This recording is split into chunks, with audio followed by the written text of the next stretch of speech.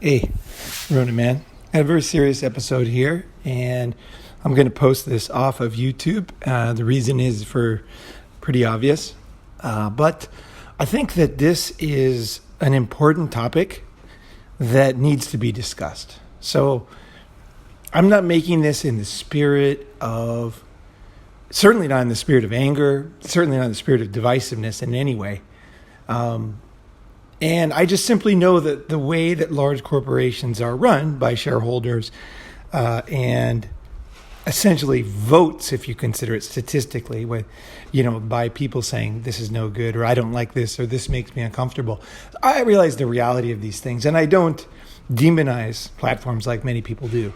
I see it as it's like a political game for them. They have to do certain things for their main constituents, right? So.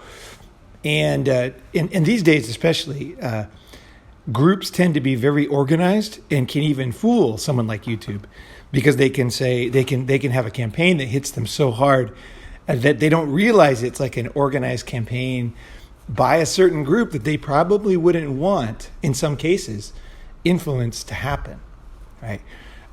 You saw that many times with YouTube, where they kind of like later figured out there was like somebody behind something. And they realize that they made a mistake. Actually, if you actually know YouTube and study YouTube, you'll see that actually is the case. There were times when like different various, let's say, despotic governments, just to generally say it, were behind certain things.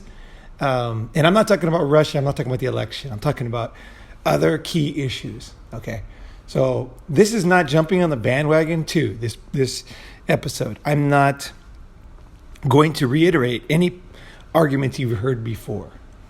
And probably even for people that love, Ronin Man channel might be quite surprised by my thinking on this one. But I think that it's such an important issue that I want to get this out there in full form. So this will be a long video because I've got so many ideas, so many thoughts, so many considerations here.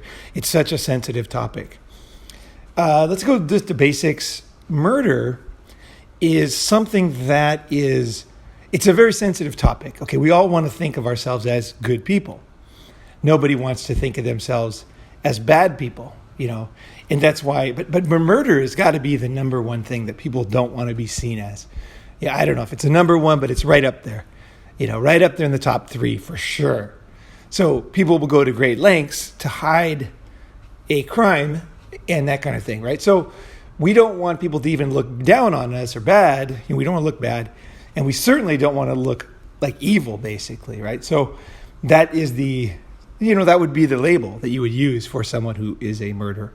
That's what these kind of words like evil, that's what they're for. These type of things, right?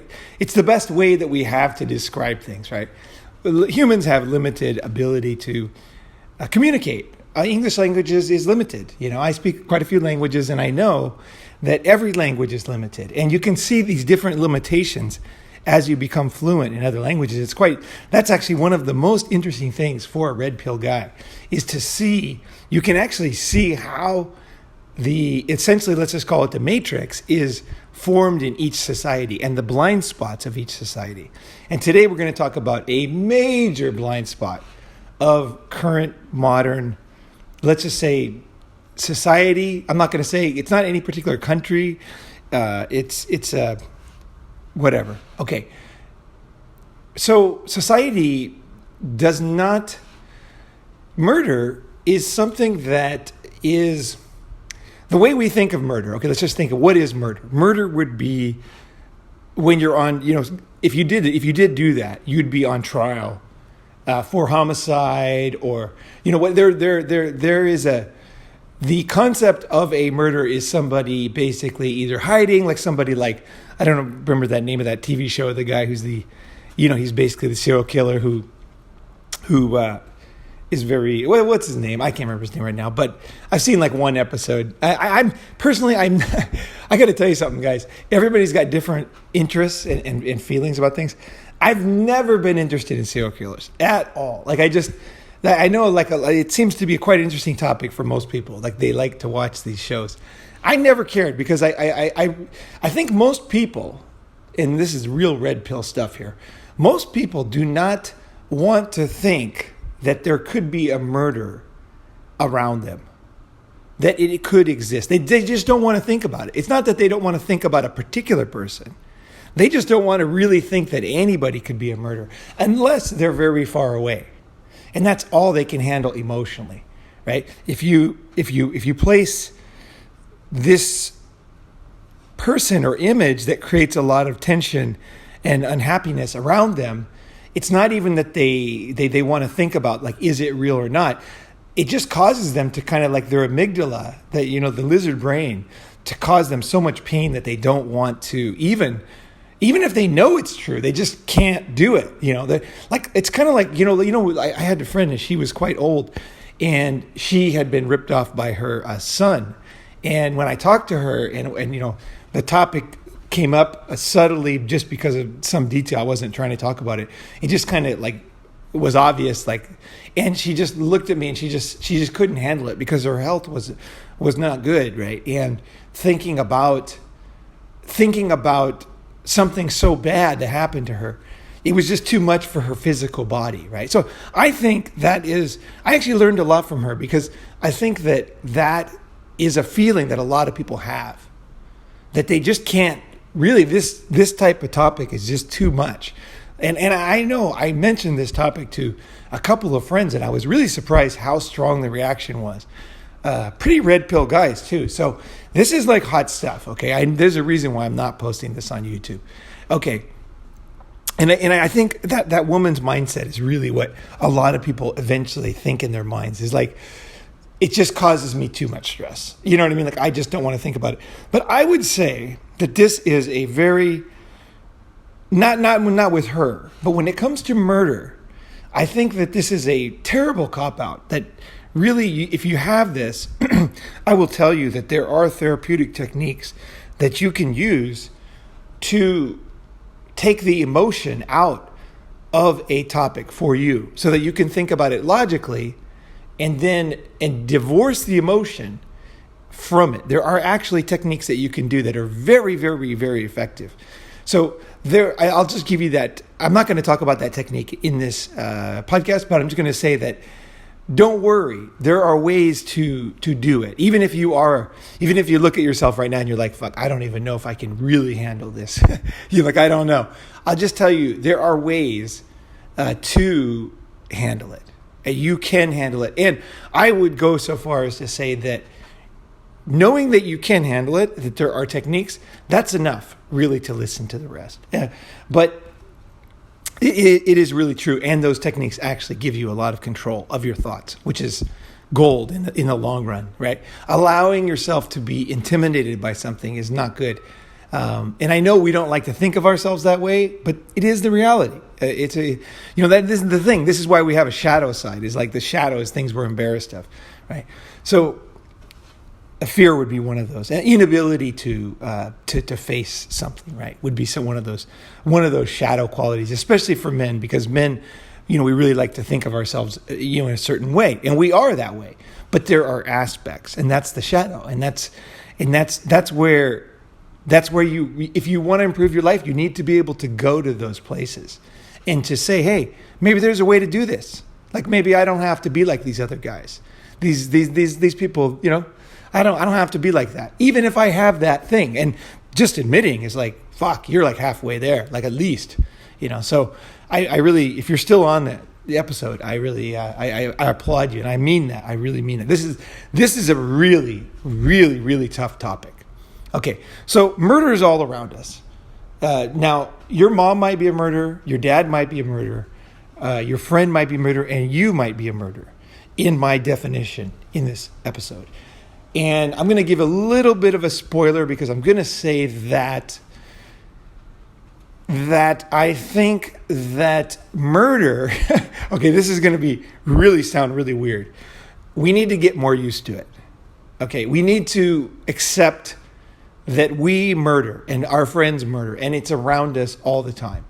It's one of the things that makes this discussion so difficult, is that we don't want to think that. Okay. And then if we do think, okay, murder's all around us, my mom could be a murderer, your dad could be a murderer. If you think that, then you automatically, okay, without thinking about it, again, your emotion, your amygdala takes over, and you immediately think there's no hope in the world. Okay, it's like, there's no hope. If there are murderers walking around me at my work, my friends, my girlfriend, like, you know what I mean? If these people could be murderers by this definition, which I think is like totally obvious. When you finish this thing, it's like, I'm talking really obvious stuff in this one. But if that was the case, people think, okay, I need it. Here's kind of like the defenses you might have. One is like, hey, I can't face this.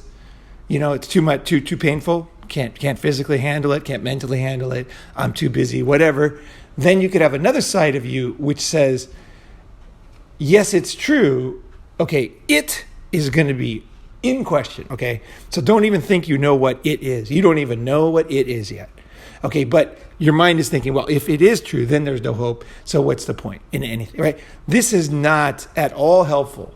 And in fact, a serious topic like this requires an intelligent, disciplined man who I don't know, is like an integrated man, like a good. It's important. Okay, this topic, I'm making this for a fucking reason. This is very important topic. Okay, this is like fundamental, and we need, I believe, as a society, we need to come to grips with this, and that's why I'm making this this particular episode, because I know it's very controversial, and it's going to be like, for whatever reason, it could cause this or that. I really don't care. I think that there is truth in the world, and the world can handle it. It might take time. I might be something like one of these heretics that eventually was killed, and then, eventually his idea went on to the world. I consider that type of thing, even that level, is to be okay. That's how important I consider this topic. This is something I really think you should hear. Okay, every person, men, women, college students, it doesn't matter what age you are. It doesn't matter if you had an abortion, if you didn't have an abortion. It doesn't matter which side of any of these debates you're on. If you were a soldier, whatever you think about the death penalty, none of those things matter. This will clarify your mind. And you will see the world differently. Okay, so with that as an intro, let's go into it. So murder is everywhere, okay? It's just that we can't accept it. Okay, it's so fucking obvious. It's all over the place. Okay, look, what is war? Okay, now people have said, it is murder. It is murder. Murder is the taking of a human life, right? So obviously it's murder. Now, what do we do? How do soldiers, let's just use this as an example first. How do soldiers, how do they justify, how do they think? And this stuff has been talked about before, this aspect, but I want to say it again because it's related. So a soldier, basically what they do in wartime, they'll be slang, derogatory slang about the enemy. Okay, and then that will be used as an us versus them idea. And essentially, those people are not humans, right? They're not humans, right? They are lower. They are not humans. And that way, we can pull the trigger. As society, soldiers are you, man. I'm not talking about soldiers here. I'm talking about everybody in society that allows these things to happen is pulling the trigger. Don't kid yourself on this one. Doesn't matter what you voted on the war. It doesn't matter. You pulled the trigger too. When these things happen in your society, you're allowing it. You're letting it happen. Now, again, I'm not going to make that big deal out of that because we're going to go through when you get to the end of this, you'll be like, oh, I see. We really got to face this, right? So that's why they do it. And soldiers go out at the behest of the population and they pull the trigger and they call them some kind of derogatory name. And then that's not kind of subhuman, kind of not humanizing them, right?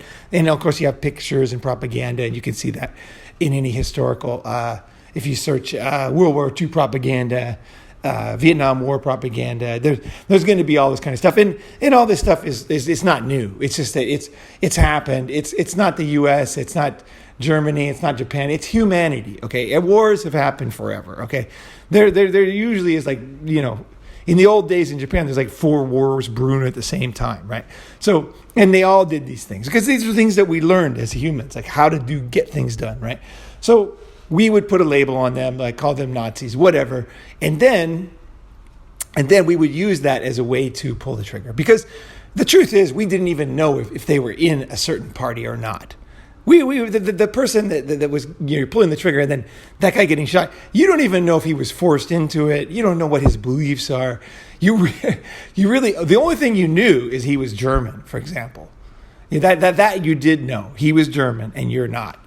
And so you had to kind of like just accept that he probably was one of those bad people. He probably wasn't just a good person. And this, again, I'm not going to go too much because this has been studied so much. But, we see this with drones, is that people have mental problems after driving those Predator drones because they can actually see more of the humanity in the ground. Right? They're watching normal people's lives. And then they're deciding to press that button to send the missile. And then they are killing those other people, right? So very simple, murder happening. So murder happens, you're part of it, I'm part of it with the war. Let's go into other types of murder you probably haven't thought about. But one I think is the most disgusting, which I think I've never heard anybody defend these guys. And I'm not defending them in any way. You got to hear my whole take, okay? Really, I'm serious. You really got to listen to the whole thing. Okay, so let's look at people in prison who have been convicted of something that society hates, really, really hates. So let's say something that's, which we would all agree is totally despicable, like a child molester. In prison, these are the subhuman. Okay, every society has it. We have these people we put down, and in prison, this is the way that prisoners will feel better about themselves because they don't feel good, right? They're in prison. And they lost all their friends and their house and, whatever standing they had in society. And they're in a dangerous, terrible situation. And so they need somebody to look down on. There's got to be somebody. And so that they will choose child molesters. And because in prison, there's a record of what people did, it's not hearsay. That this person did this, and there's pictures on the internet and, graves of children and things like that, right? So that this is the prisoner's mindset, right? But society's mindset is really what's interesting. Okay, this is where it starts getting interesting. Society allows, we've seen this a million times. In fact, if you read any internet discussion, they will actually encourage, like, I hope he gets this in prison. I hope that, Bubba comes in, and I hope this. And I personally have always been disgusted by this because I can see clearly what it is. It has nothing to do with the crime that person committed. This is it's a very vicious, to me, maybe it's my shadow, I don't know, but it's just very disgusting and very dirty, dark part of humanity to me is that it's one thing to say to society, okay, look, that guy committed a crime and we're going to sentence him and we're going to punish him. And here's the set punishment. The problem with this one is the punishment is not enough, okay, in society's mind. Now, that is clear, and I agree with that. And I say this, if society cannot accept that life in prison is enough pain for these guys, okay, let's just say that we decide as a society, and that would be a fair assumption if you ask me, but we need to accept it and face it and come up with a new penalty. See, but nobody wants to go there. Nobody wants to say whatever it is that they actually want to happen. So what they do is they encourage someone else to do it. So it's society, and this is like really, seriously, society really, really, really encourages criminals to kill in prison. They really do. You read these discussions, they are the most bloodthirsty, really seriously vicious stuff. Now, why do they do that? What is going on here? This is like the most, talk about random justice, like no rules. Mob fucking rule here is that they're letting some murderer in prison. They don't even have weapons, right? So the way they kill them is going to like pulling out their eyes with their fingers, all this stuff. Now, let's just say that is a accepted. Let's say society can accept that we want that to happen to the criminal. Okay? Now, society is so far away from that. And this is the problem right now with society. I believe, and we're going to get to the big one later, but if society decided that a child molester should have his fingers, his eyes pulled out with his fingers, maybe, tied, what did they do in the old days? They used to tie people to horses, 4 horses, and they would run and they would pull their arms and legs off. If society decided, okay, obviously very macabre, but let's just say that society decided that was a fair punishment, okay, then society could implement that as a punishment. Simple. Just say, hey, look, we feel that current punishment for child molesters is not enough. Like, it's obvious. And I'll tell you right now, it is obvious, okay? Society feels that criminals are not getting the correct punishment. And so, because of that, they can't, but they can't face their shadow. See, society, people that don't take the red pill cannot face their fucking shadow. See, they can't face that they want something to happen to that guy because that part of their self is so scary. It's so horrifying because they know it's not about the conviction. It ain't about the conviction. It's about them. And there is a part of them that is absolutely vicious and unforgiving. And just, there's no limit to the bloodthirstiness that they have. Okay? That is the reality. And that is why there will be right now, I hope there is. I really hope that, I think that society is at a point when it can wake up to these type of red pill concepts. And again, this is not the point of the podcast. So I just want to give you this it's kind of more intro in a way. Is that if society could accept, can you imagine like the debate? I mean, like an honest debate. Like, let's say somebody said, hey, look, there's a lot of criminals in prison and they're not getting the proper punishment. We did a study, we did a Gallup poll, statistically accurate poll, and like people don't think that criminals are getting proper punishment. Okay? So we want something more painful or even, as the Bible said, eye for an eye. Okay? Eye for a fucking eye. This is the way society was run before. Don't kid yourself. Had nothing to do with the Bible. This is just the times, medieval times. Humanity was growing, and it's very easy to say medieval times as if it was a bad time. Hey man, you're here because your genes survived, and built this beautiful society that we live in now. So the idea that there's other times that were bad and other times that were good, this is totally crazy thinking. Really. Everything led to what we are now, the society that we have, either good or bad. The technology that we have, the lifespan that we have, the lack of war and the freedom that we have. I mean, it's a beautiful day. I'm in Thailand. I mean, I don't have to work today because I can make money online. I've got businesses online. I mean, there's so many things. I think just life, to me, this is just my opinion, is that life is pretty darn good and options are pretty good. Now, don't get me wrong. You guys know I've been through a lot. And so this is not some kind of like, like rose-colored glasses. But life is pretty good, right? Life is pretty fucking good. And those learnings that society had to do and those opinions that they had, if you really think about it, they're not that dark. We still have them. So, every time somebody encourages somebody to kill somebody in prison, it's basically like you realize that humanity is the same, right? It's like hasn't really changed from the Crusades, the methods of, there was a bunch of, the thing about the Crusades that was good is that they made machines that we still have pictures of. So drawings and pictures and paintings. And so we actually can see humanity's dark side in those paintings. They had nothing to do with the Catholic Church. Nothing. Nothing to do with the Crusades, nothing to do with the leader at the time, nothing to do with any of that stuff. This is an aspect of humanity, period. And it pops up every now and then in different ways, right?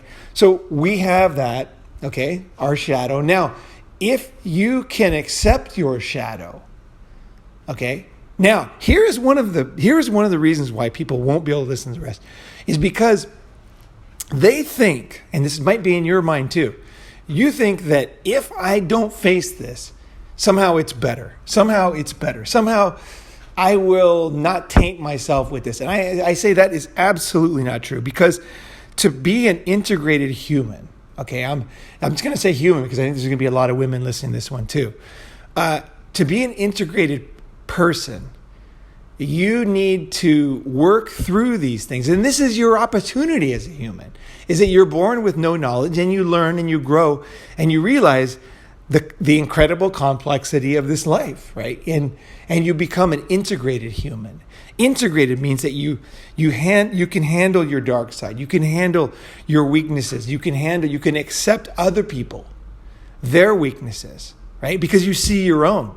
If you don't see your own, then you can't accept others, because you say, oh, he's like this, she's like that.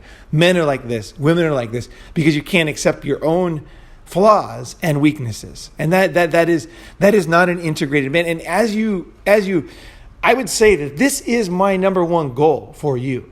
And it's my number one goal for myself, is to become more and more of an integrated man who accepts his dark side, who accepts himself, who improves himself, and also who needs love, needs affection, needs human, friendships and love and laughter and connection, and the hardwired desire that humans have to bond with other humans. These are natural, healthy. They're part of us, okay? Whether they're healthy or not, we evolved to have these. Okay, you have them, I have them, and they are essential. If you want to be an integrated person, integrated man, woman, you need to start to look at these things and accept, no matter how angry you get about something, you also really need to realize it's not black and white. There's another way. There's more to learn. And one really line I really like in the AA book is they say more will be revealed. And that's such a great line. More will be revealed. And that's what I say to you. And being integrated gives you a sense of confidence, okay? Being integrated, this is my motivation for getting through the rest, because it's going to be tough. Okay, being integrated is similar to the way that I train my body. Okay, I don't just train my big muscles. I train my balance, my small muscles, my tendons, my flexibility, my speed, my balance. It's like Bruce Lee. This is kind of like one of my the guys I look up to physically. Is he had a lot of what I want, a lot. Okay, and that is integration. His body was integrated.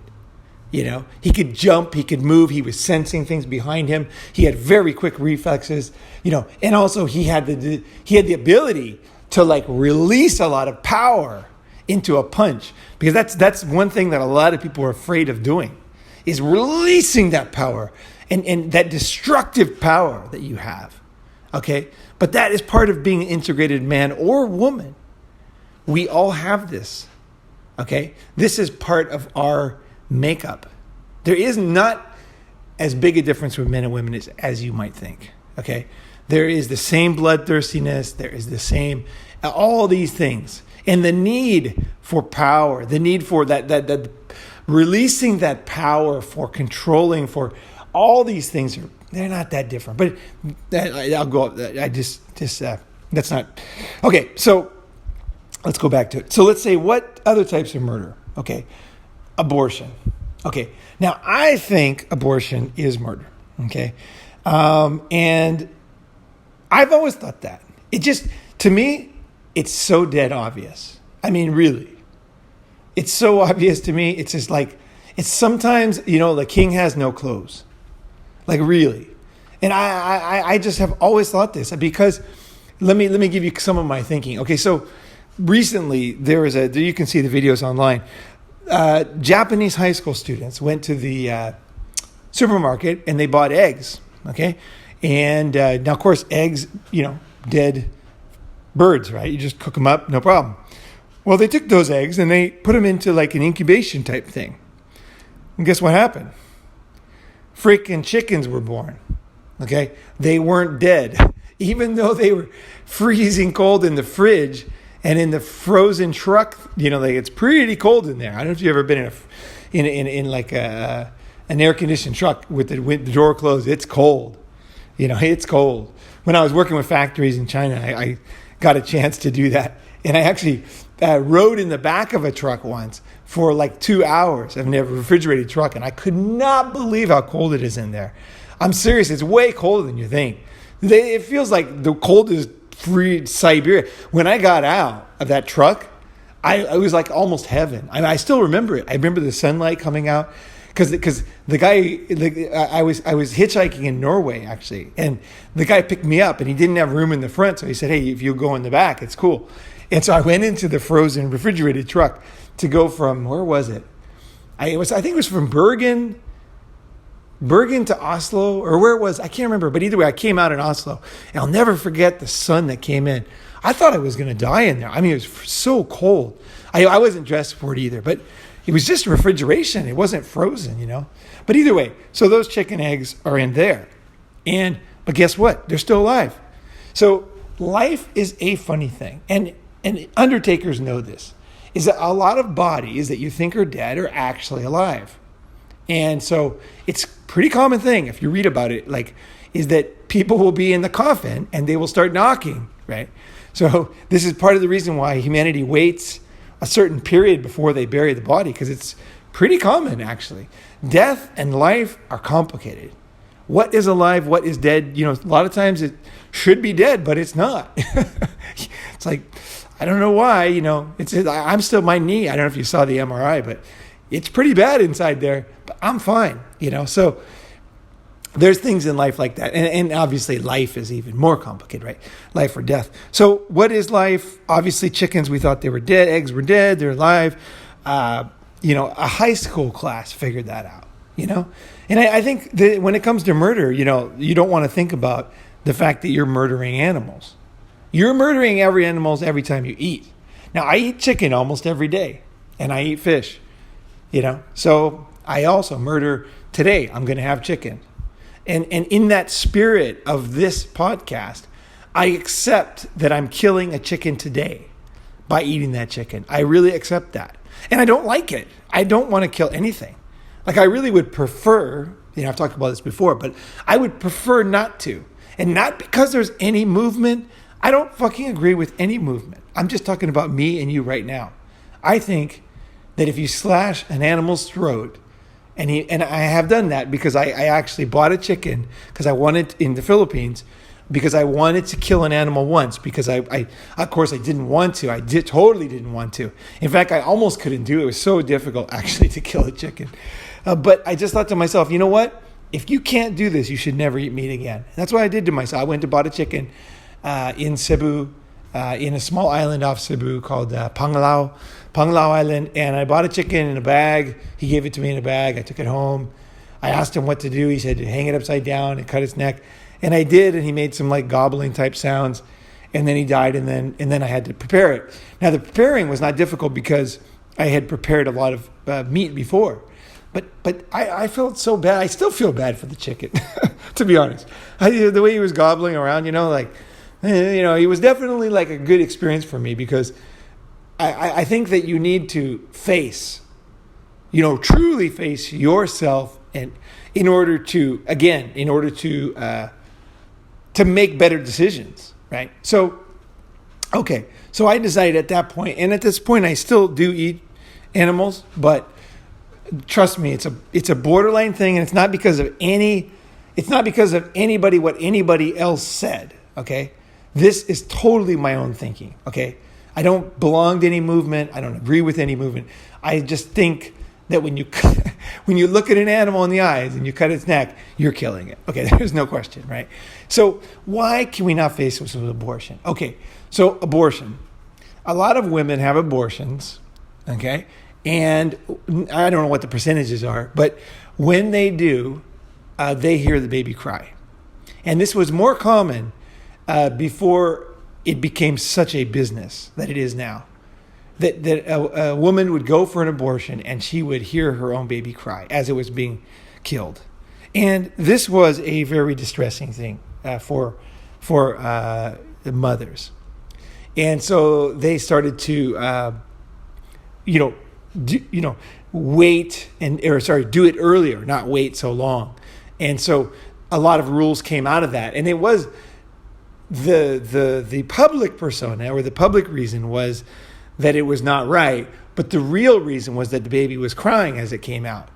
And that was just too distressful for the mother. Now, I'm going to say this. No matter where you are on this debate, and no matter what your history is, a lot of people will say right now, they'll say, hey, that's too sensitive. Okay? That is very traumatic. Now, I'm going to agree with you. It is very traumatic. Extremely. There is nothing more traumatic than a woman and her baby. Okay, these when it comes to murder, these are things that are just like, there is a bond that women have with their children that is just, it's really difficult to understand. Okay, it is a bond that has formed from evolution, from our millions of years of history, right? And well, as organisms, right? Before even human, right? It's all connected, right? So there is a bond that even women don't understand, right? So when they hear their baby crying, of course, they feel terrible. And a lot of people say, well, how can you even talk about this stuff? Like this is just too sensitive. My sister had an abortion, and her baby cried. Listen, okay, here's one of the fundamental beliefs I have, is that you have to be able to prioritize in life. You have to.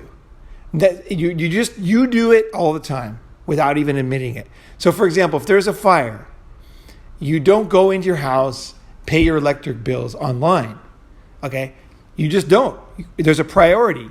You might grab your children, you might grab your dog. Some people grab their photographs, but photographs are a maybe, right? Your main thing is get yourself, your family, and then your pets out, right? So that's what most people do. They prioritize. So when I say prioritize, I would say, let's look at it another way. Let's go back to the child molester in prison. Now, he got a sentence, okay, it was given to him by society. He was caught. The sentence is the legal, that's the maximum they can get. He got them, let's just say a guy who got the max. He got the max. He's in prison now, serving his time. Now, I don't agree with it. I think he should get more. Personally, I really do. I accept that about myself. There's certain things that just deserve more punishment than society can stomach, really. And I'm on that side. But let's just say is that he's a human, right? So he has feelings, right? So he likes certain colors, he likes certain flavors, he likes certain music, and he doesn't like others, and he has likes and dislikes, okay? Even if he's a murderer or whatever, he's still, he likes this brand of drink, and he loves his mom. Certain things that this human characteristic will have. But when it comes to punishment, we don't take those into consideration. Now, we do usually, we'll say, hey, I care if my child likes, a certain fruit and doesn't like another, right? You obviously care. It's obviously important. And because he's not going to eat it. He's not going to eat enough. He's going to be hungry. So you want him to, bring the ones he likes, right? And we care about ourselves. We care about other people. But priorities. He's a child molester. He's in prison. He got life sentence. We decide that his feelings don't matter. I mean, he has feelings, right? He probably doesn't want to be in prison. He probably wants to go skiing or frolicking with ponies or whatever, but he can't because he's in prison. So we prioritize things all the time, okay? And I will say this is, and the reason why I use that as an example is because he is a murderer, and so we don't care what he thinks. We don't care as a society. And again, it's about accepting this. No one says this, but it's true. We don't care what he feels. We don't care what he thinks. We've decided that the priorities is that he's done something so terrible that he is up here, okay, and then other people are down there, and I mean he is the worst, right? So this takes precedence, okay, this punishment, and in fact, like I said, we have very bloodthirsty punishment for these guys. So I will say to anybody who is having a hard time with previous abortion that you did or you pressured a girlfriend to do, or for women listening that have had an abortion, is I will say that I do care what you think. And I do think that we are all in on this society. We are all part of this, okay? Everyone, me included. We all have responsibility. So I'm not saying it's just you. You're a terrible person now, but you might be a murderer. That is the caveat. In that murder is more common than people think. It's all around us, and we accept it. We accept murder. Why do we accept abortion? What do we accept? There's no what do you call it? Criterion. Okay, it's like we don't interview women and say, hey, did this happen? Did that happen? We just allow this to be a choice. So a woman can, and I've heard this from friends. Okay, so this is like I've actually heard women say, the guy, I had an abortion.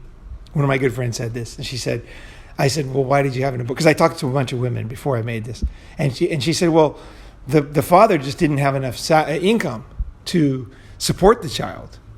And she told me how much he was making, and it made sense. He didn't have enough. The guy did not have enough income, and he didn't probably have enough income producing talent. Okay, let's just say. Let's say she's correct in her assumption that he could not support a child in the city they lived in. Okay, so now a lot of people can make a lot of judgments about that, but I just want to say, like, judgments, that they're not the key thing here. We're talking about what is allowed by society. So society will allow a woman to kill a child for a couple $1,000s a month, basically. So if there was a couple $1,000s more a month, then the child could live. And if the child, if the mother has a certain spending pattern or debt or whatever, has a certain lifestyle preference, and the child would bring her below that, we give her, okay, it's not just her, okay, it's not just you if you had an abortion, it's we all do. It's true, we give that right to the women to say, hey, the guy doesn't make quite enough money, and so I'm going to kill this child. Now, that is the reality. So for a few dollars, society is allowing healthy, beautiful children to be killed in the millions, okay? And that's the reality. That is just what's happening all around us. And when something is this common, okay, when murder, I remember when pornography first came to China, it was like heavily punished, And then as it became, on the internet, and as it became common, because there was no like Playboy in Japan. There actually was. If you went to the Peace Hotel in Shanghai, they had a bookstore for foreigners, and they had Playboy and Penthouse way back in the 80s. But it was only there. There was no other place in China you could get pornography. Maybe there were some underground ways, I don't know. But I thought it was quite interesting they had it at the bookstore. I was like, whoa, no way. I was like, that's interesting. But anyway, so when pornography started to people started to import pornography and stuff, the communist government came down really hard on them because I think they thought they were going to lose control of society or something, or they just thought it was so bad, or they were very conservative too, just they're people too. So they were just kind of like, oh no, this is going to be bad for society, whatever. So they came down really hard on pornography. Like they were just like slamming people in prison. But then as the internet came and as, porn became very common, then they finally realized you could see it in the public discourse, in the public laws and everything. They just realized that pornography it's not going to destroy China, and it's unstoppable anyway. So if everybody is doing something, then society has decided that we will look the other way. Okay, so for example, in let's say Area 51, if you climb the fence to climb into a government secret facility, you will be arrested immediately. Okay. But if 100,000 people do it in one day, they're a little more flexible. They're going to basically let most people go, and they're going to kick most people out, and it's going to be more like the Woodstock Festival, right? And that is how it works. Okay, so when only a few people do something that society deems is very bad, like say murder, then we come down on them very, very hard. But if everybody's doing it, then society is like, this is the way society thinks, actually. This is the way it actually works. And it actually makes sense. Society says, okay, look, if everybody's doing this, then we're going to lower the fee, or we're going to get rid of the law, we're going to make it legal, okay, essentially.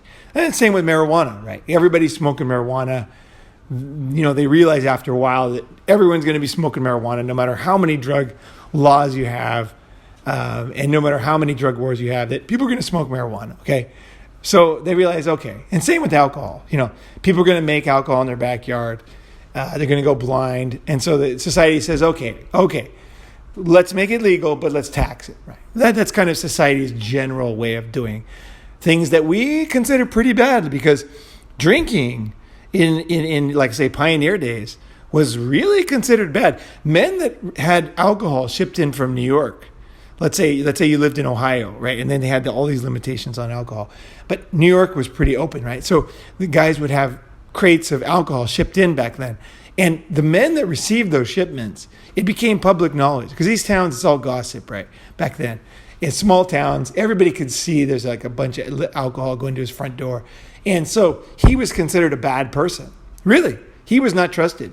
People that had alcohol shipped in from New York were bad guys. And they were pretty much total losers. Like, they're kind of the incels of the day or something, They were like, ooh, alcohol, no good. Like, it was okay to drink, okay, but it wasn't okay to get a case shipped in of bourbon or something, right? Because that was like low life, no self-control loser, right? And that was the way the society, that's how society, but then what happened was everybody started drinking. Like societies like Japan, like, literally, you can buy alcohol everywhere 24 hours a day. There's no stigma at all to buying alcohol in Japan. Zero. There's no stigma. You can walk down the street with a beer. There just isn't, there are rules. There's courtesy in like certain places that you shouldn't, just kind of, they don't like it, Technically, you can do it on the train. And so they don't like, I don't know if you can do it in Tokyo, but in the countryside, you'll see it a lot. You'll see, especially on a Sunday or a Saturday, you'll see a couple of ladies or older guys going fishing or something, and they'll have a beer in the train, and that is accepted by society as long as there's not too many people in the train. So if it's one of these countryside trains where there's like one guy there and his friend, and they've got their fishing gear, they're all going fishing. It's Sunday, they're laughing, and they got a beer or two. It's fine. Nobody. Society looks the other way. So we accept these things, right? Now, if the reason why we can come down so hard on murderers, okay, we tend to be guys, the ones that are caught, right, is because we don't want to accept, we don't want to see that actually abortion, okay, I think not only is abortion murder, but it's the worst type of murder. It's the very, very worst murder in my mind. Maybe there's something worse. I don't know. Maybe after I finish this, I'll realize there's something else. But at the moment, I can't think of anything worse. And here's my argument: why it's the worst type of murder. Okay, what other type of murders exist? Okay, you got mass murders. Okay, you got murders of passion. Catch somebody in bed with your wife. You got war. Okay, now these different types of murder. Okay, let's just say they are dangerous. They have one thing in common. They're all dangerous. So as a soldier, you go to Vietnam, right? But you go to Vietnam and you're trying to shoot Viet Cong, but you know very well that you might get shot. Okay? So when you go out there, you are murdering, okay? But you also are taking the chance of being murdered. There's a serious risk that you'll either be murdered or you will be maimed, and it will change your life forever. And also, obviously, the thing that nobody wants to think about is the trauma and the serious mental implications of going to war, and all this stuff. And it's the same type of trauma that women in abortion. This topic right now, I realize right now, this is incredibly difficult stuff, okay? Because it sets off ideas for people, especially if you did have an abortion and your child's not here, right? And so let's go back into it. So why is abortion the worst type of murder? I think it's totally obvious. Okay, it's one thing is there's no risk. So a woman goes into a clinic, she's not worried. She doesn't bring like a flak jacket. She's not bringing a gun. She's not coming around the door, shooting the nurse and the doctor. She doesn't have to do that. All she does, she walks in, welcome, sit here. Would you like some tea? Here's some happy music, and then you can go in there and let's separate it from the fact that you're killing your own child. Let's separate it as much as we possibly can. Let's try to make you as comfortable as possible. And I've never been into an abortion clinic because I have never, been party to an abortion in my life. That's one thing. I've never done it. I've never agreed with it. I just never agreed with it. And here was my secret thinking, which I never told women. I never told anybody this, but my thinking always was, and I think people will be surprised to hear this, was a lot of guys know that I slept with hundreds of women, right? Let's just say 700, but it's probably more because I know for a fact it was over 400 in 1991. So I slept with a lot of different types of women and a lot of women in general. And my thinking was this, and I don't think, looking back, I thought, you think people can read your minds? You think everybody's like you or something, Like that's partly why I make Ronin Men, is because I want to tell you, because people seem to be quite interested in what I'm thinking, like my way of thinking. I just assume it's normal. I'm like, hey, everybody can figure this shit out, right? Everybody has these experiences, right? Everybody knows. It's like, no, everybody's got different experiences, right? So my thinking was this. I thought to myself, okay, I'm going to sleep with all these women, but if any of them gets pregnant, I'm going to raise the child with her. That actually was my thinking. It was almost like a game, okay, in a way. In the sense is I didn't know who was going to get pregnant. I tried not to. I did the pull-out method, and I got the pull-out method, by the way, side note, it really does work. If you learn from very young how to do it. I had sex very, very young. I started having sex very young. So I learned to control the Kegel muscles, which control your urine flow, also your sperm, right? And you can stop it. You can actually stop it if you train them. I trained them from very young, from probably 12. I can just like stop that. Now most guys don't have that kind of control, so they're not able to do the pull-out method. So I can't say it's like a good philosophy for everybody, but it definitely works if you're the right guy. Okay. And historically, guys know this, actually. These days, we're so brainwashed that we don't have any control of things. It's just so crazy. It really is crazy how guys don't think they have any control of their lives. You do have control. And there was a lot of men in the old days knew, because there was no secrets. There wasn't many secrets. Things were obvious. You see the two horses having sex, right? Death, somebody died in your house. You had to dig a hole and bury the person, right? We were faced with reality more. Now we're separated further and further. And abortion is one of these things where we're the farthest away from reality that could ever happen. In fact, let's just go through, like I said, in wartime, we put these labels on,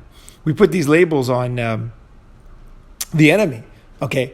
And what does the abortion industry, or modern society, I should say, what labels do we put on? We have children, okay? You have children, you have infants, right? And these are good words. These are positive words. But you have fetuses, okay? Now, the fetus, you might think it's used in many different contexts. Actually, not really. Whenever you hear the word fetus, you just know murder is coming, because that's why they would call it a fetus, because it's not a human. It's not a real It's not a real thing. It's not a human yet. Okay. And when does it become a human? I don't know. Everybody has a different argument. There's the heartbeat law in some states in the U.S. where you can't have an abortion if the infant has a heartbeat. I'm going to call it an infant because it's so obviously an infant to me. If you have a baby, okay, let's say in one room, okay, and then you put the baby in another room, I don't see a big difference. It's got eyes, ears, mouth, nose. It's in a different stage of development, but it's in another room. Okay, when the baby's inside the mother, it's a freaking baby. Okay, it's a baby. Let's just say, okay, so the woman, as soon as the egg is fertilized, it's on the way to becoming a fetus and a baby. In my mind, it just is. It's now sometimes they don't make it, but that is the reality of life. Is that life is, and this is like an argument some people will say, is that, oh, by the way, sometimes they die in the thing, so is God murder, all these crazy things. No, life is unpredictable. Life is not guaranteed. We don't buy humans at Walmart. There's no contract. Life is tough. The world could just be destroyed by a comet. There are forces, none of this, babies and our lives itself, we don't even know. I don't know if I'm going to live long enough to upload this episode. I don't really know that. I'm not sure. I think I will, right? I'm not worried about it. But hey, the reality is that life ends at some point for everybody, okay? And so babies can also, right? It can happen in, and also it's the same with children, young children, is if they live through, I don't forget what age it is, but there's a certain age when pretty much everybody becomes an adult, but there's a high chance of dying when they're young, right? So that's why babies are so incredibly, we see them as just so valuable and so important in society because we know, right? These things. We know internally. Everybody knows this stuff, okay? We know. You start crying when you see a baby. It's just a natural human thing, right? So the concept of it not being a child, and renaming another thing, to me, this is pretty bad. This is pretty evil because it's a dehumanization, is what it is. We dehumanize the baby, right? And we want to make it into not a baby, basically. But it's very obviously a baby. And that's why when you do in vitro fertilization, everybody starts crying and high-fiving is when the egg is fertilized. Why? Why would somebody be happy? It's not a baby, right? In society's mind. It's not, right? It's just it's whatever. It's an egg. So why would there be high fives going on? Why do women consider that when they say I'm pregnant to be like one of the most fundamental important things in their whole life? Why? Because it's not a baby. It's just a bunch of cells, right? We don't know what's going to happen with it. Who could guess what those cells will become? Could be a car. Could be, a tree. Like, who could possibly guess what a fertilized egg in a female body, could possibly become? I don't know. Let me just take a wild guess. It could become a child, right? And I think that another reason why I'm going to go back to the beginning actually here, I think this debate is very important, is because, well, one, we live in this society full of murder and we can't accept it. And because we can't accept it, it dehumanizes us. We cannot, the king has no clothes, guys. We are murdering children, and children are totally defenseless. They are the most valuable thing you'll ever have. And we are murdering them, okay, by the millions. Now, how are we going to handle this? I don't know. Okay, I'm not saying the answer is not that this is about telling the king has no clothes. That's what this episode's about. And I don't think we should rush into any solutions either. I really don't. This stuff is so important that we need to take our time. First you understand something, and then you understand how you got that way, what other people are doing, all the complexities of the ecosystem of that belief. And then you start thinking, well, what motivates this? How did this start? You start to get to the root. We don't want to just come up with something simple on this. This is a root thing, okay? And I mean, one possible solution is that we just say to ourselves, hey, temporary solution, but I would say it's a pretty good solution, actually, that temporarily, this is temporary, is to accept that there's murderers everywhere around you.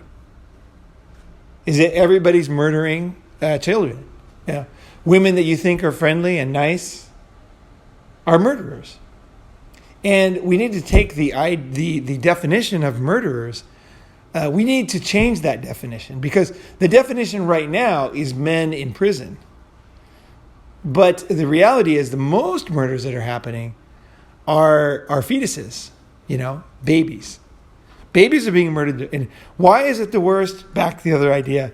One is because there's no risk to the woman. So the woman just walks in, she has an abortion, she leaves, right? And the next thing is the defensiveness. So when you shoot somebody in wartime, there is a sense of equality. He's wearing, he has an automatic gun, machine gun. He's facing you off. It's man to man. It's even. You might have a better gun, or you might have a airplane or whatever. But there is a sense of fairness. A lot of airplanes have been taken down by small machine gun fire. It can happen, right? It can definitely happen. So there's a sense of a tank is hard to blow up, but there's ways, right? There's a sense of fairness that you could get taken out, but that does not exist with abortion. Okay, and then also there's an innocence. So when I murdered, let's say you murder somebody, right? You might murder. The one thing you learn as you get older, and this is one thing when I read the news, I often. When I was young, I used to see a murder. I used to immediately think, oh, that evil murder, right? And then I got screwed over a bunch of times, okay, in business and different things. And then I remember thinking to myself when I would read the news, I remember thinking for a period of time, I thought, that guy probably deserved it. Really, I thought that for a while. I was like, I thought of all the people that had fucked me over, and I thought, people don't just go out murdering people. Like, it's like crime of passion, right? It's like, someone fucks you over really bad, and then the guy can't emotionally deal with it, right? He doesn't have the tools, right? Or she doesn't have the tools. And so there's so much anger that she might have, he or she might have some problem. They have whatever. They can't deal with it. And then they end up exploding and committing murder, right? And so I used to think, like, for a while there, like I said, I'd read about a murder in the newspaper, and I was like, hey, that guy probably fucking did something, right? The fuck did he do before that, right? That was my cynical side, right? And that is a natural state too. When you start to realize that it's not all black and white. It's not like murderers are these great, terrible guys, and then the guys that get murdered are all completely innocent. They didn't do anything. They're just walking down the street. They're just walking down the street, and somebody just came up and murdered them for no reason, right? You realize as you see things, like same with domestic violence. Is any serious study of domestic violence by like a large agency with data, and they find that there's violence on both sides. It's a violent relationship, essentially, right? There are exceptions, but in general, the statistics prove that out. Maybe 60-40, numbers like that, right? Of violence from one party to the other, and then party violence from the other party to the other, right? So you realize as you get older that life is more complicated. So how this is related is I say, okay, in murder, let's say let's say the average criminal in prison, right, for murder, there was some kind of disagreement that he had with somebody. Now, of course, the guy could have been completely off his rock or, on drugs and not even known what he did, right? So there's obviously very clear exceptions, but often there's some kind of culpability on both sides. Now, I'm not saying, I really don't take the viewpoint of, I really can't stand actually when people say there's two sides to every story, because really, a lot of times there isn't. A lot of times there's one person stealing another person's job and lying about them and stealing their research. And that is very common too. Okay, so this is not a general rule. I'm just saying that if there was culpability on both sides, then society looks at the murder a little differently, right? I mean, just think of two. You think of the old feuds in the old days. There's two neighbors. They both hate each other. You know, what was it, the Jebs and that whatever? I can't remember the old TV show, but there was these feuds that went on for generations and nobody knew. And so they would take pot shots at each other. So like I shoot at my neighbor, and then he shoots at me and I shoot him, and then finally I get hit, right? So you could say, well, he's a terrible murderer, but you could also say, well, I took shots at him, right? So that type of thing is not existing in abortion. The baby literally is trying to survive. The baby is absolutely innocent. And I would have to say the baby in the womb would have to be probably the best example of innocence that exists on this planet. There is nothing more innocent. There is nothing more innocent than a baby. Like, there just isn't. Think of something. What's more fucking innocent, right? So, we got babies, right? And babies are being killed. And a lot of babies are being killed. A lot of babies. And that's why this is so freaking important to face, right? People are murdering babies all around you, right? But it's not being called murder. See, this is what really messes it up, is that when you don't face something, you create a lot of problems, okay? You can't hide yourself from yourself. And so it creates a lot of problems. So, for example, with a veteran of a war, he might be traumatized, and he might be callous. Like, he might be to the point where, like, if you watched, the Pacific in the final scenes, when they're in Okinawa, those guys were so callous, and that's what they were trying to present in those final, that episode was how callous these soldiers, they kind of started out as these good guys, and in the end, they just don't get, it was just like, murder was just like a normal thing to them, like absolutely normal. And they had completely, somewhat dehumanized themselves. So this happens with soldiers. And anytime that you do something that's really, really bad, okay, you start to dehumanize yourself, because you just can't, there's no other way. The only way the soldier can survive is by becoming callous. And it's the same with a child. Let's say a child who's an innocent child who's being abused. The kid becomes callous. It's like, look at your hands. You get calluses on your hands. If you get beaten all the time, you get to the point where you're like, I don't give a fuck. Go beat me, whatever. Yeah, I don't care. Now there's a huge price to pay.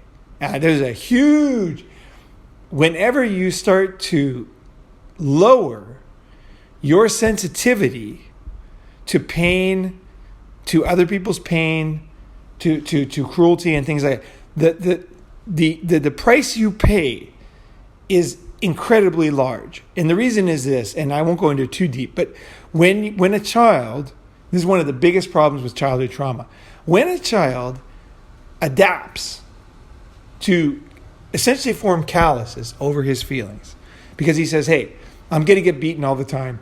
My best solution is to start to be tough, right? When he does that, what happens in his mind, in his emotions, is that you cannot turn off one type of feeling or another, but you can turn off whole parts of your brain. You can actually turn off at some level. There are people who can actually get to the point where you can do an MRI of their brain, and they actually have turned off parts of their brain. And it's an ability that humans have. And it starts with a callousness, where you start to get more and more callous. And And of course the abuse has to be pretty bad to get to this level, right? But we have these kind of capacities, and so we do these kind of things, and they're a defense mechanism. The problem with these defense mechanisms is that they don't serve us long term.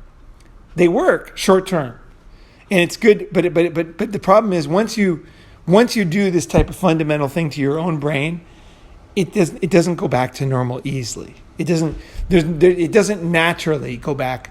You need like serious, very effective techniques to re-experience emotions at a deep level, both good and bad, to be able to essentially create the neural pathways in your mind again. It's very painstaking. It's very difficult. Some people have more success than others, but it does work. You can do it, and they can see it in an MRI. You can actually start to have feelings again.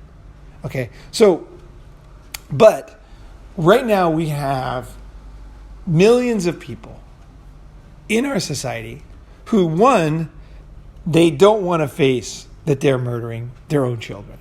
Now, of course they don't want to face it. Nobody wants to face that, okay? But the reason why we should face it is because it's happening, okay? And that we're better off. And I think a lot of the reason why people don't face things is because they say, well, if I face that I murdered my own child, right? Then I'm a bad person. I should kill my, that this is really, seriously, this is the type of thing. But I say no. No. This is something that is happening all around us, man. It's time for society to accept that we are murderers. And of the most innocent people. Literally, the most innocent creatures on the planet, we are murdering them by the millions. And so, what is the implications of this? The implications are that these murders in prison are not so bad. It's difficult. Let's say you're a female college student and you had an abortion, and you think about it and you say, you know what, this guy's actually right. Because I'm not doing this in any way. Okay, this episode is not in any way blame. It's not in any way to make anybody feel anything. It's not in any divisive way at all. In fact, it is in a very, very deep desire to see healing and progress that I make this episode. Is that by accepting ourselves, by accepting our own bloodthirstiness, our own cruelty, our own callousness, our own bad deeds, okay? By accepting that clearly, that is the first step in integrating yourself. Because you are not integrated.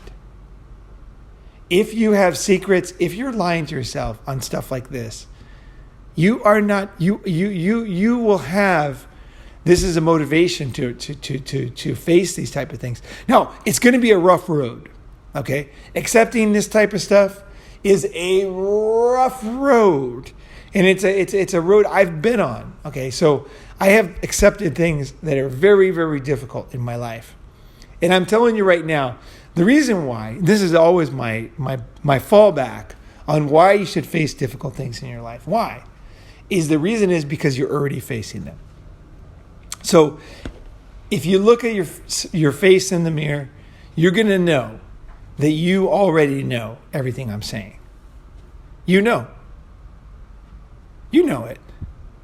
You know that there was a child that is not on the planet. And you know that you killed it. And then it's your child. You know, it had your eyes, it had your hair. You know, that this is, and you did it for a few dollars at some point in your life. By accepting something, and maybe your girlfriend, you pressured her to do it, right? But by accepting this, it's a difficult, it's a tough pill to swallow, but I'm telling you, it will change your life. Because the reason is this, it's so obvious, is because the biggest mistakes we make, okay, in life, the biggest mistakes, the most painful things that we deal with, these are the things that set us free. So I really, in the spirit, I really hope that you can start to think about life differently and forgive yourself. I'm not saying what the final result will be. This is not about a new, hey, I have the solution here. I have the answer. Because there is a lot of healing and there is a lot of awakening and a lot of red pills that need to be taken before we're anywhere near facing this as a society. But I think it's a step by step. One is forgiving ourselves, forgiving others, realizing, the basic thing is just realizing murder's all over the place. It's not these guys in prison. I'm not saying we should let them out, but I don't know. I don't know. Maybe we should. Like, seriously. Maybe the stigma that we're giving them, if we have done the same thing and even a worse thing, because let's just look at it so fucking obvious, is that a child is innocent. Let's say there's two criminals and one kills the other. The other criminal is not innocent, okay? There's no way you can equate a violent criminal with a innocent child. There's just no way. And so imagine two people in a room. One is killing a child. Another one is killing a guy who's already killed somebody else. Which is worse? Come on. Right? And I'm not saying, I don't know. I know this is seriously difficult shit. Seriously difficult. But, again, back to my fallback argument, is that I believe, and I've seen this in my own life, is that the most scary things, the most difficult things for me, are things that I already was kind of dealing with. So let's say that somebody is short, right? Or let's say somebody has something that's really embarrassing, whatever it is. They did something, they have some physical quality, something they're incredibly embarrassed about, and they'll do anything to cover it up, right? To hide it, to not show you this thing that they're incredibly embarrassed about. But when you realize that by accepting this very thing, well, by not accepting it, you still are accepting it. It's still there. It doesn't go away. Like a guy, let's say a guy's in the closet, right? He's secretly gay or whatever. It's still there. He's having to deal with it every day. Like mentally, it fucks a guy up. Things like this. And a woman up. Because you already know, right? And then it's like, but you waste a lot of energy lying to people, which you don't feel good about. No one wants to be a liar. Nobody feels good about that. Hiding. Now, there is something about, when it comes to like sexual stuff, there's something pleasurable in having secrets. There is. Secrets are, by their very nature, somewhat of an erotic aspect. So it's not the perfect metaphor, but these type of things, we already are dealing with stuff. So in one sense, we already know everything. It's almost like your whole life is already in 1 second. You know everything. And when you, and so, because you spend so much energy covering it up, okay, that it actually is easier, okay, to accept it. It really is. It's easier just to say that you're short. I hate being short, or whatever, I'm not sure, but whatever it is you're dealing with. It's like, hey, this is the reality. Like, I'm just going to go tell everybody because I'm so tired of pretending like it's not true, right? You waste so much energy. And everybody around you kind of knows too. There's a really great article on The Onion. It was like, man mistakenly still thinks he's in the closet. And they interview his friends. Is like, we all know he's gay, Why doesn't he tell people? And then they interview him, and he's like, I can't tell them. They couldn't handle it. They're too close-minded. That was a hilarious article. But that's kind of how we live our lives, right? We were like, everybody knows, right? Whatever it is that your flaw is, or obviously there are things that people have secrets that nobody knows. But even in those cases, let's say in those cases where you have a flaw, you have a secret, no one knows, is that you're wasting so much energy not facing it. Maybe you don't have to tell everybody this secret, but you do have to kind of accept that it's real to inside yourself, right? Just say, hey, I already know this, Why am I wasting all this energy fighting against this? This is real. It's true. This is the way it is. And I'm man enough to deal with it either fucking way. No matter what you have to face, you are ready for it. You are man enough to handle whatever difficult thing life throws at you. And realizing that you murdered your own child is a very difficult thing. There's no question about it. I mean, I'm going to make it even more difficult here. Imagine that there is a lot of people think, okay, that a time machine will be invented soon. I know it sounds crazy, but a lot of scientists think that time is not actually that complex. It's more like water with gravity, where it flows one way or it flows the other way. That a lot of people think that we actually will be able to have some kind of control of time in the fairly near future. I'm not saying whether it's going to happen or not going to happen, but this is the type of thing that would really, really change society. Because every murder, you could just go back and say, hey, did he actually murder him or not? No, he didn't do it. It was this other guy. It was her. Whatever. We can actually, if something like this will uncover zillions of instances of deception. And actually, I recommend living your life as if that's going to be invented. Because it might be. Seriously. And you're better off by facing the things and not hiding. So that even if, there is a time machine invented and they could go back in your life and you say, hey, I did do that. But I learned to face that years ago. I accepted I did that. Yes, I did do that. Yes, I was wrong. Yes, that was a mistake. Yes, I did cover it up, right? And it was not easy. But by accepting it, it's actually easier for you. It's easier. It's easier on your mind. It's easier on your soul. It's easy on every aspect of you because you know that you did it. And it's almost a relief sometimes. I hate to say that, you realize something this heavy could be a relief. But it is in the sense because, again, you already have the reality of whatever you did in your life, okay? What you were partaking, what you were party to, and also what you looked the other way to in other people. You know, right? And you're wasting a lot of energy covering it up and denying it. And that energy is valuable energy. And I'll just end on this. You're stunting your own growth because the lessons, okay? The lessons that you learn from accepting something this incredible, terrible, are the real gems in life. And that's what I want to hear. If you can get yourself to accept this type of thing, what did you learn about life? And when I see the faces of all these college students protesting for abortion, I know that I can see it in myself and I can see it in them. There is no desire to face their real selves. But the gems in life, there's an anger to a lot of people. And that anger comes from something very deep. And it's something inside of ourselves. And so you will become more integrated. 2, you will find peace.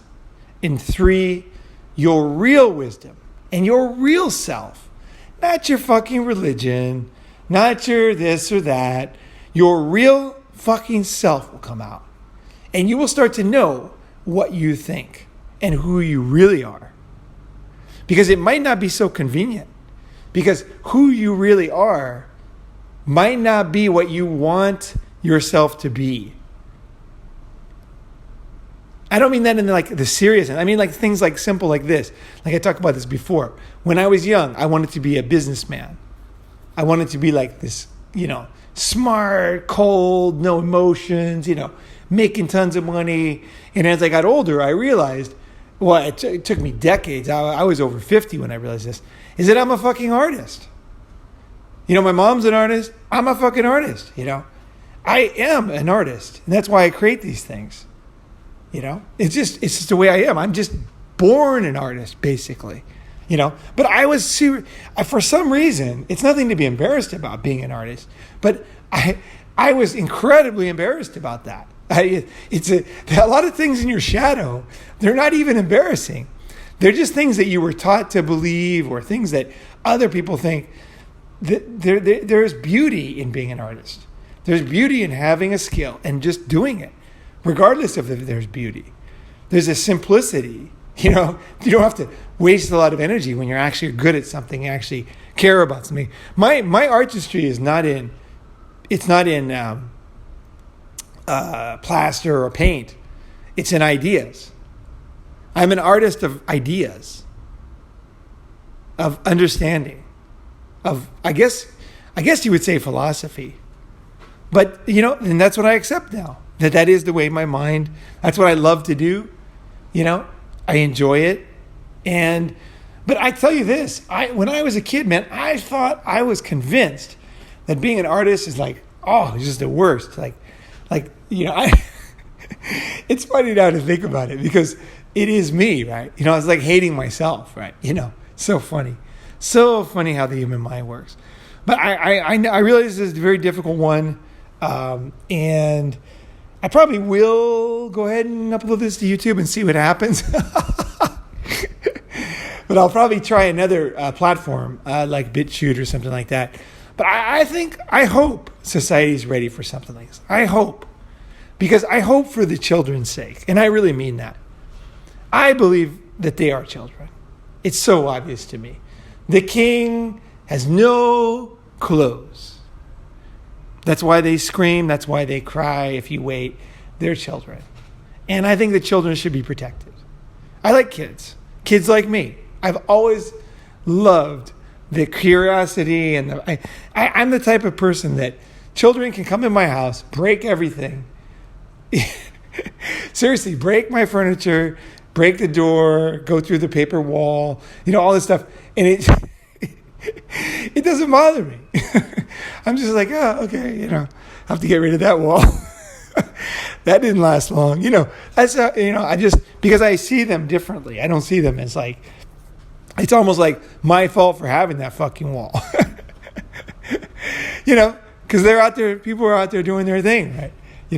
I want to make life good for them, and not my way of decorating means anything. Who cares about my way of I don't even have a way of decorating anyway. I'm a shitty decorator, I'm a terrible designer, as if I had some great design of my house that kids were ruining this, genius, fucking interior design work that I did. It's like a fucking box in my house. You know what I mean? Like it's comical to actually verbalize it. Anyway, guys, I hope this has been helpful. I truly, truly hope that mankind can start to face himself and make good decisions and be more integrated. Because I would like to see college students learning to integrate their true selves and starting to accept things, and society not encouraging everybody to deny things. Also, not judging. There's no judgment here. There's no judgment. It's not about judgment. We all know. So, I want to hear what you know. What's your feeling? What's your response? What's your reaction? All right, guys, I am going to take a sauna and do my yoga here. And I feel very strange having gotten this episode out. This is a very important one for me. I would have to say by far this is the most important episode in the whole of any video I've ever made. I really believe what I said in this episode. And I hope that it helps even one other person to kind of like understand life. Because I want to see more integrated men. Not hiding, not weak, Not, you know what I mean? Like an integrated body, like a Bruce Lee type of life. You know, you're strong, you're fast, you're flexible, you're aware, you know your weaknesses, you know what I mean? Like that kind of mindset, that kind of life. You know, and you really like when you kid yourself on something this big, oh man, you have a huge weakness. Oh, it's such a huge weakness. And it's a waste of energy too. No matter how bad it is, no matter what it is, you're better off facing it. You are. You will find a way. I know it's very scary, but you will find a way. You will. Trust me. And it starts with, the healing starts immediately, actually. So I hope this has been beneficial, and I hope you guys have a, I don't know if you call it a nice day or a thoughtful day or whatever it is that this evokes. I'd love to hear your comments below.